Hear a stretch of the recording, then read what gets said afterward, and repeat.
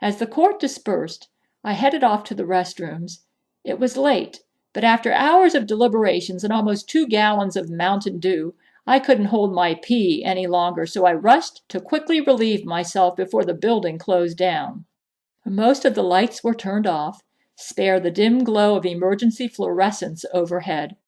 My own shadow disappeared into the murky void left in their absence as I waded through the halls towards the restrooms.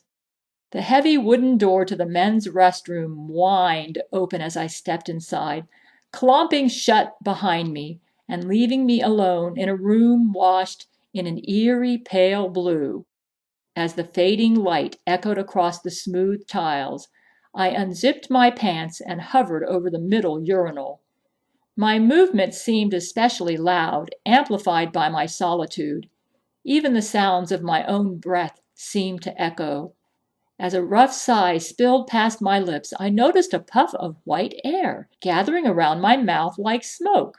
I couldn't believe it was cold enough to see my own breath, but alas, it was. I shivered, thinking to myself that it hadn't been quite so cold when I first entered. Suddenly, I heard a toilet flush behind me in one of the stalls. That's strange, I thought to myself. There was no one here when I came in. I would have heard them if not seen them. The door to the stall, already ajar, creaked the rest of the way open. Knowing it's bad luck to look another man in the eye in the men's bathroom, I focused on the wall. My focus was broken when I suddenly felt a harsh, almost playful slap across my rear end. I whirled around, still gripping my penis, and found myself still alone. That was, until I glanced down at the floor and noticed 2 wet, cloven hoof prints planted on the tile, a single square of toilet paper pinned to the floor inside the right print. I lifted my gaze to meet a pair of glowing red eyes. I couldn't help myself. I let out a scream, "Ah!" And I'm unashamed to say that I peed like a racehorse right then and there. Unfazed, the invisible being simply stood there as I peed and I screamed. The creature growled deeply, seemingly delighted. More hoof prints appeared in a trail towards the exit, signaling its leave. I watched in shock and disbelief as the door to the bathroom opened and then swung violently closed, leaving me standing there against the urinal holding my junk.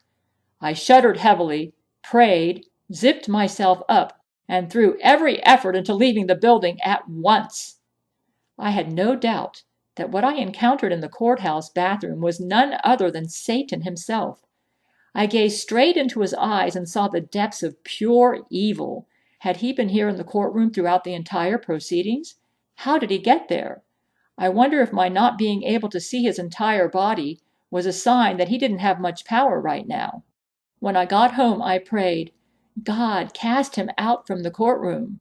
Those Jesuits sure like to play dirty. Every time we had them in a tight spot, they liked to cheat. Well, they wouldn't this time, now that I was on to them. I would let Judge Jenkins know in the morning before we started deliberations again. Oh boy, was I shaking after that encounter. I couldn't explain it. All I knew is that my sleep came in bits and spurts, and those evil eyes gave me nightmares. I sent Gail a long email about it, and we men told her what happened in the courtroom. Gail suggested that we dare the Jesuits to put Jesus Christ on the stand, because it was Jesus and not she who executed Zach Knight, and that's what we did the next day. Camilla's eyes narrowed like a cat about to attack. Her mouth widened into a Cheshire cat smile, and it seemed torpedoes flew out her eyes at me. Okay, we'll put your Jesus on the stand because he's fake and not the real Jesus. We can prove it. Judge Terry bowed his head in prayer. Lord Jesus, we have put you on the stand. We don't see you in that chair, and we'll assume you're there. As soon as Tarrant said that, some Jesuits blasted and vaporized. In fact, some Jesuits were returning from a break, and when they tried to enter the courtroom, they blasted into bursts of blood and vanished.